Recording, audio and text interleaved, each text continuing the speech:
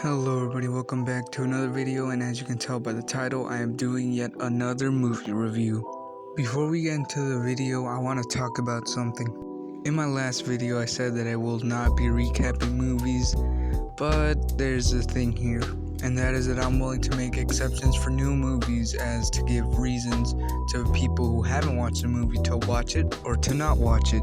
And that is the case in today's video, as I will be reviewing The Smashing Machine. This movie is based off of real events, so there will be a little bit of background information to fully get this movie, as well as a recap will be needed. This movie is based off a real fighter named Mark Kerr, played by The Rock, also known as Dwayne Johnson, as it shows fighter Mark Kerr in a fighting tournament, as well as a fight with himself. Mark gets hooked on painkillers and just shows how hard it is to fight against addiction. And that's pretty much it for a short little recap. Again, I'm not going to go entirely in depth. I don't really want to make a recap too long, as it's supposed to be short. Now that we got that out of the way, it's time to get into the review and my opinion on this new movie. Before this movie even came out, there was a bunch of hype and buzz online, social media, and it's all because of one man's performance. The Rock's performance in this movie, to be exact. People have been saying that this is the best performance in his acting career and that it's even Oscar worthy. And this is one of the first points I want to get into. Is this really The Rock's best performance in a movie?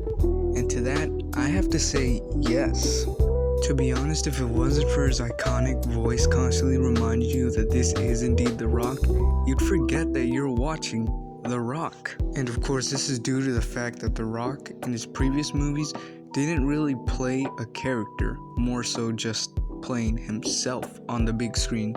There are so many instances and examples of The Rock not playing an actual character and just playing himself in a movie, and that is why this new movie with The Rock in it just feels like a breath of fresh air. You know for a fact The Rock is serious about a movie when he doesn't do a single eyebrow raise. A big reason I feel The Rock takes this movie so serious is because he has his own background of fighting and of course wrestling. More on that later. But back to the question everyone's asking, is this his best performance? Once again, yes. Is it one of the best performances of all time seen in cinema history that is worth of an Oscar nomination? No. While his performance is good for The Rock's standards, it's not really that high up in movie standards, and I've seen a lot better performances from different actors. So no, of course, this isn't a must-see, must-watch movie because of The Rock. It's just something new, something refreshing, something that actually feels different coming from The Rock. I really enjoy the attention to detail they put in this movie, as well as the way they filmed it, the camera angles, the broadcasting of the fights. It felt like I was watching a Rocky movie. Also more on that later. The movie itself had its flaws, but nothing that took away from it much. My only big issue with this movie is its pacing. As within the first hour of the movie, it does a lot of random speeding up and slowing down and pacing, as well as doing a lot of time skips to different times. Of course, the events from 1997 all the way to 2000. It also feels very repetitive once again with that first hour of the movie. This is due to the fights between Mark Kerr and Dawn, his wife, that happened multiple times throughout that first hour. It's the same thing, same story. You've seen it so many times throughout, once again, that first hour of that movie. They have so many fights. They have 3, 4, maybe even more than that. Once again, all throughout just that first hour of the movie. Mind you that this is a near 2-hour movie. Things only really start to feel different during that last fight they have, as they change a few things and make it a little deeper, but still the same thing.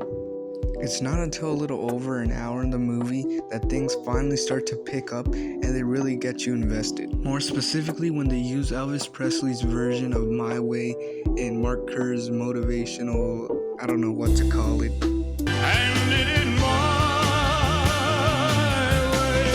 Basically, they make this whole redemption scene with that song in the background, and that's when things finally start to get less boring and more interesting. Anyways, throughout this whole movie, Mark Kerr is in a Japan tournament. It's during this tournament that most events happen, like getting addicted to painkillers and having to fight with the people who are only trying to help him in this situation. One of those friends being someone who is very important to the movie, Mark Coleman, who is played by real-life fighter Ryan Bader. Anyways, he also has a very interesting involvement with the storyline.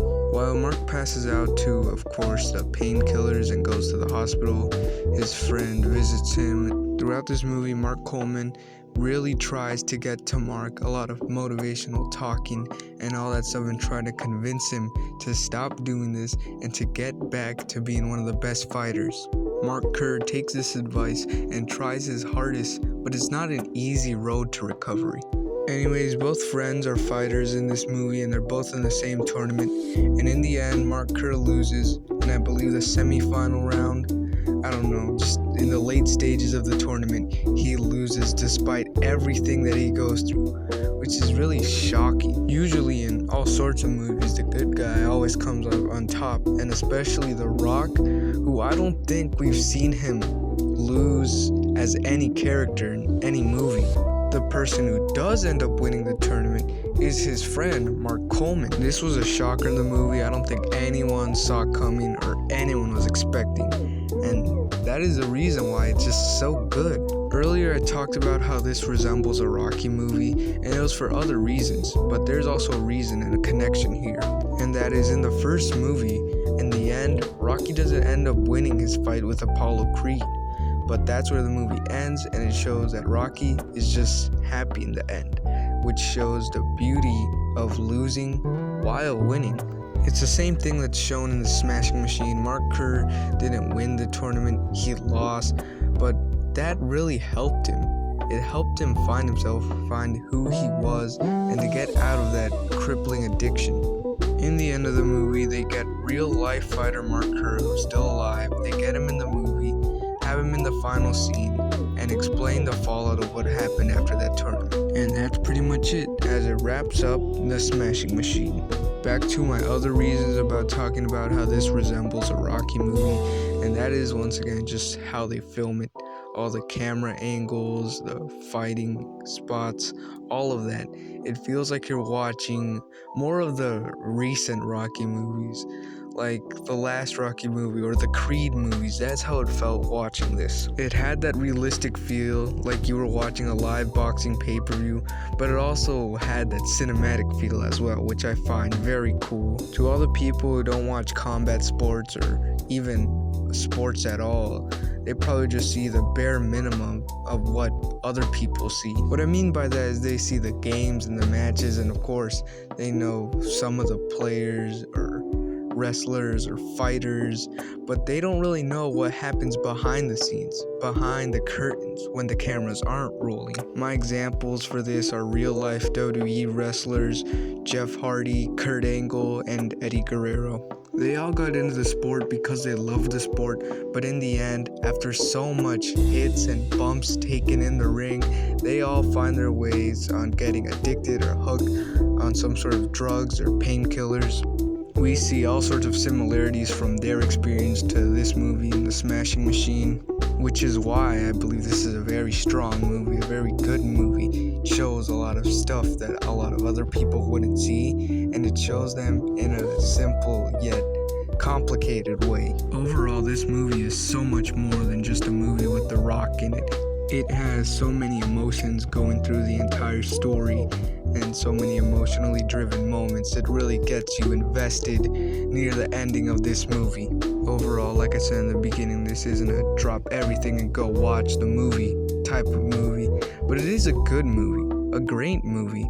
It shows a lot of things in a lot of different ways, and that is why I like this movie a lot. So if you find yourself doing nothing and you just want to have a good time at the theater, then I'd recommend you watch the new movie, The Smashing Machine. Anyways, that's it for this movie review. The next movie I feel like reviewing is probably going to be the Street Fighter animated movie. More on that later. but somewhere towards that direction is probably a movie I'm going to be choosing to watch. Anyways, that's it for this video, and I'll see you on the next time.